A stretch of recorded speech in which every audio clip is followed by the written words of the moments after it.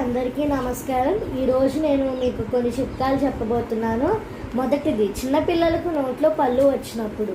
చిన్నపిల్లలకు నోట్లో పళ్ళు వచ్చే సమయంలో విరోచనములు అవుతాయి. 1 చెంచా గసగసాలను పావుగిద్ద నీళ్ళల్లో నానబెట్టి మిక్సీ చేసి ఆ పాలను వడగట్టి పటక బెల్లం కలిపి 2 ఉగ్గు గిన్నెలు త్రాగించాలి 2 పూటలు.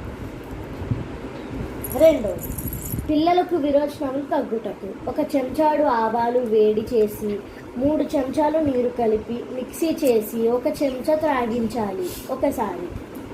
మూడవది, జలుబు చేసినప్పుడు 1 తులసి ఆకులను నలిపి రసం తీసి అందులో కొద్దిగా పటిక బెల్లం కలిపి 1 చెంచాడు తాగించిన ఎడల జలుబు తగ్గుతుంది. లేదా జలుబు ఉన్న పిల్లలకు తలస్నానం చేయించిన తరువాత అరికాళ్ళకు అరిచేతులకు మాడుకు పసుపు రాసినచో జలుబు తగ్గుతుంది. లేదా ఇంకో ముక్కను కొద్దిగా నీళ్ళ చుక్క వేసి అరగదీసి ముక్కుకు రాయాలి. లేదు నీళ్లు బాగా తెరలనిచ్చి ఆ నీటిలో పసుపు ఇంకా విక్స్ వేసి కలిపి ఆ నీళ్ళ గిన్నెల దగ్గర కూర్చుని దుప్పట ముసుగు పెట్టి ఆవిరి పట్టాలి. నాలుగవది, మాటలు రావడానికి వస కరక్కాయ అరగదీసి కొద్దిగా తేనె కలిపి నాకించవలను. ఐదవది, గడ్డలు తగ్గడానికి మొదటి పాయింట్, శిలాజిత్తు రాయిని అరగదీసి గడ్డలపై రాసిన ఎడల తగ్గుతాయి. లేదా చిన్న ఉల్లిపాయ రసములు గడ్డలపై రాసిన గడ్డలు తగ్గుతాయి. 6, గోరు చుట్టూ గోరు నొప్పి తగ్గడానికి సబ్జా గింజలు నానబెట్టి నీరు తీసి కొద్దిగా విభూతి వేసి కలిపి గోరు చుట్టారో గోరింటాకు పెట్టిన గోరు నొప్పి తగ్గుతుంది. లేదా చిటికెడు సున్నములో అంతా పేరిన నెయ్యి కలిపి రంగరించి గోరుకు రాసిన ఎడల గోరు చుట్టూ గోరు నొప్పి తగ్గుతుంది.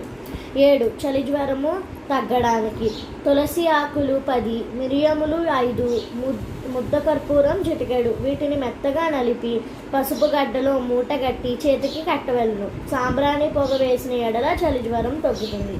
8, వడదెబ్బ పసిపిల్లలకు అరిటాకుల్లో పడుకోబెట్టాలి.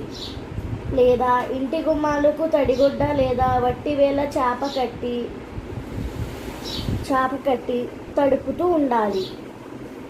9, తేలు లేక పాము కుట్టినప్పుడు చింతగింజను నానబెట్టి నలిపినచో పై పొట్టు పోతుంది. తేలు కానీ పాము కానీ కుట్టిన చోట ఆ గింజను పెట్టి కట్టిన ఎడల బాధ ఉపశమించను.